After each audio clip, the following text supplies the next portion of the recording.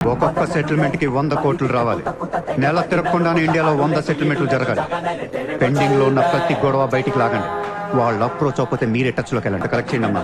మనకి ఎక్కువ ఒక 35,000 కోట్లు తెచ్చాం. పోర్బందర్ కా ఓపెనెంట్ క్యాండిడేట్ बहुत పవర్ఫుల్ है. సూర్యతో మాట్లాడి వాటిని నిలబడగొట్టొచ్చు. సెకండ్ సెటప్ ఉంటే ఎలక్షన్ లో పోటీ చేయనీరు తెలుసా? ఆ జయదేవ్కి సెకండ్ సెటప్ ఉంది. దానికి ఒక కొడుకున్నాడు. ఆ అమ్మాయితో మాట్లాడు. జయదేవ్ సగం ఆస్తి ఇప్పిస్తామని చెప్పు. పిల్లాడికి DNA टेस्ट చేయించి మీడియా ముందు పెట్టేయండి. हाँ जी, जयदेव मेरे पति है. 5 साल के पहले हमारा शादी हुआ है. 3 साल का बच्चा भी है. ये है DNA सर्टिफिकेट. కొంప ముంచిన DNA టెస్ట్. ఎలక్షన్ కి అర్హత కోల్పోయిన ఘనపులేటి జయదేవ్. సార్, వారం రోజులు ఎలక్షన్ ఉంది సార్. ఇప్పటికి 120 కోట్లు ఖర్చు పెట్టాను. నన్ను తీసేస్తే ఎలా? ఈ యొక్క ఏం చేయమంటావు? నీ వల్ల పార్టీ పరువు అవుతుంది. స్కామ్లతో నిండిపోయిన ప్రభుత్వం మాది. సెకండ్ సెటప్ లో కళ్ళకల్లాడుతున్న ప్రభుత్వం మాది. अरे ये लोग अपने देश को क्या और कितना चलाएंगे? ఒక జయదేవ్కే కాదు, ఆ పార్టీలో ప్రతి లీడర్ కి ఇల్లీగల్ పిల్లలు ఇల్లీగల్ పిల్లలు ఉన్నారు. ఇదేంటిది? ఇదేంటది? దేశ్ కు బడా కర్రే, ఫ్యామిలీ కో బడా కర్రే. 75 న్యూస్ ఛానల్స్ ఉన్నాయి. న్యూస్ రిపోర్టర్ దగ్గర నుంచి న్యూస్ రీడర్ దాకా ఒక్కొక్కరికి కార్ గిఫ్ట్ గా ఇచ్చేయండి. ప్రతి న్యూస్ పేపర్ లో ప్రతి ఛానల్లో మన గురించి న్యూస్ పాజిటివ్ గా రావాలి. గత అనుభవాలతో విసిగి వేసారిపోయిన ప్రజలు ఈ పార్టీకే మొగ్గు చూపుతున్నారు. అలాగే ఎగ్జిట్ పోల్ సర్వే కూడా మనకు అనుకూలంగా ఉండాలి.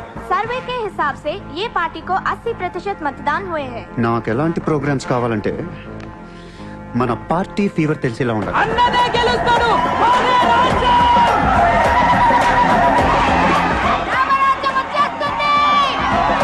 ఏయ్, 5 రోజుల ముందు డబ్బిస్తే తాగి మర్చిపోతారయ్యా. ముందు రోజు రాత్రే ఇవ్వాలి. దానికి ఒక్క రోజు ముందు లక్ష్మీదేవి గాల్లోకి లెగిస్తే చాలు. అందరూ అంటూ ఉంటారు, డబ్బు శాశ్వతం కాదు, మనుషులే శాశ్వతం అని. ఇక్కడ మనుషులు చచ్చిపోతున్నారు తప్ప కరెన్సీ చావటలా. పనిచేయండి. ఈ మనుషులు పోయే లోపు డబ్బుని పంచేయండి. నజీర్, ఎలక్షన్ జాగ్రత్త చూసుకుని నేను మళ్ళీ వస్తాను. ఎవ్వరూ నా వెనక రావద్దు.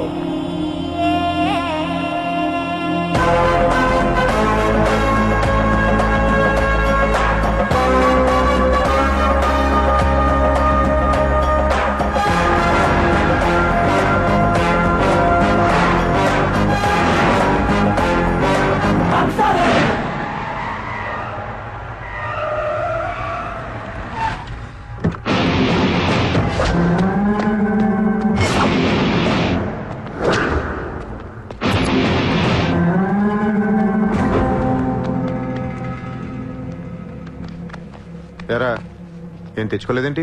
ఎలాగో నీ దగ్గర ఉంటాయి కదా, వాడుకుంటారు. చా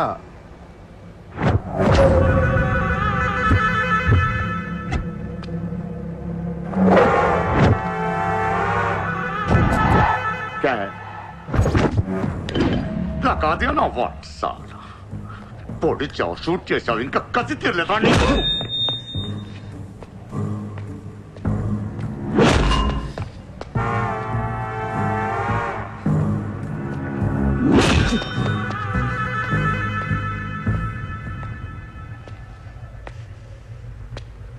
కొడుతుంటే ముందుకు వస్తున్నావేంట్రా? ఆ రోజు నేను ఎందుకు చంపలేదో నాకు ఇప్పటికీ అర్థం కావట్లేదురా. కానీ ఆ రోజు నాకు మంచి జరిగింది. ఆ సింపతితో ఎమ్మెల్యేగా గెలిచాను, ఇంత ఎత్తుకి ఎదిగాను. పిఎం అవుదామనుకుంటే వైకుంఠపాళిలో పాములా మింగేశాను. దేశమంతా ఎలక్షన్ జరుగుతోందిరా. ప్రధానమంత్రి కావాల్సిన వాడిని రాజకీయ జీవితం లేకుండా చేసావు కదరా. ఇంత పగ పట్టావేంట్రా? నీ మీద పగతోనే బతుకుతున్నాను అనుకున్నావా? నీలాంటి వాళ్ళు నా జీవితంలో చాలా మంది ఉన్నారు. ఒక్కొక్క స్టేజ్లో ఒక్కొక్కడు. నువ్వు మళ్ళీ నా జీవితంలో గడ్డొచ్చావంతే. నేను తలుచుకుంటే నేను చంపటం పెద్ద పని ఏం కాదు. ఏం చేస్తావురా? కొట్టింది చాలు. చిత్ర ఎక్కడా? చిత్ర లేదమ్మా, చంపేశాం.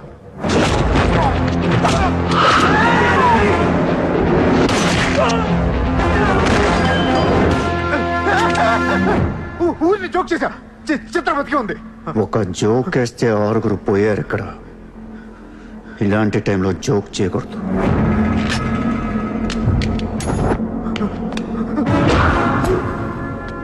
చిత్రాన్ని తీసుకొస్తే నేను వస్తానని మాత్రమే నీకు తెలుసు. వస్తే నేనేం చేస్తానో నీకు తెలీదు. అవునరా, తెలీదు. తెలియకే పిలిచాను. చూపించరా, చూపించరా, చూపించు. రే, నీ రేంజ్ ఏంటో తెలుసుకోవాలరా నేను. నీ మొత్తం క్యాలిబర్ చూడాలంటా నాకు. చూపించు, చూపించు, చూపించు. నువ్వు అంతగా ముచ్చట పడితే నేనెందుకు ఆగుతా? ఈ రోజు నీ హిస్టరీ చిరిగిపోతుంది. మళ్ళీ మాట్లాడటానికి నువ్వు ఉండవు. నీ గురించి మాట్లాడటానికి ఇంకెవడో ఉండడు. సాలే కమ్మారావ్!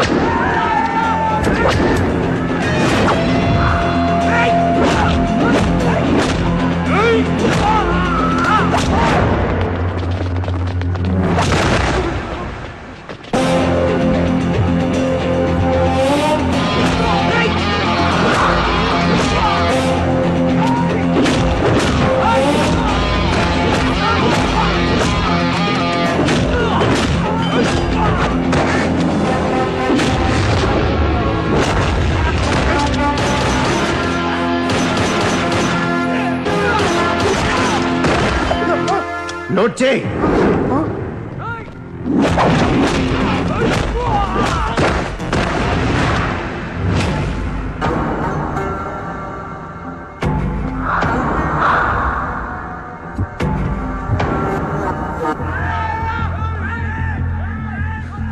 ఆ బ్యాలెన్స్ ఫినిష్ అయ్యే లోపల చిత్రం చూపించు. నువ్వు చూపించకపోతే ఆ తర్వాత చిత్రం ఎక్కడుందని అడగను కూడా అడగను. ఆటోమేటిక్ గా అదే ఆటోలో నువ్వు కూడా పోతావు.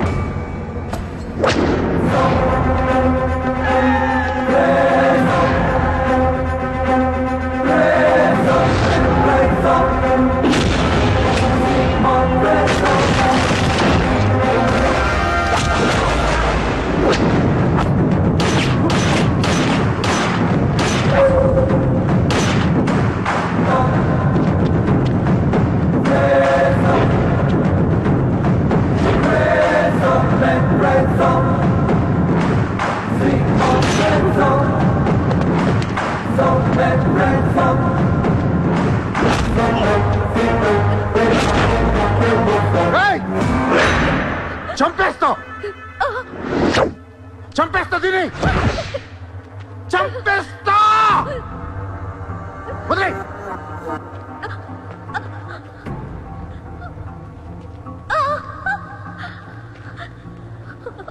ఇలా ఉన్నావేంట్రా?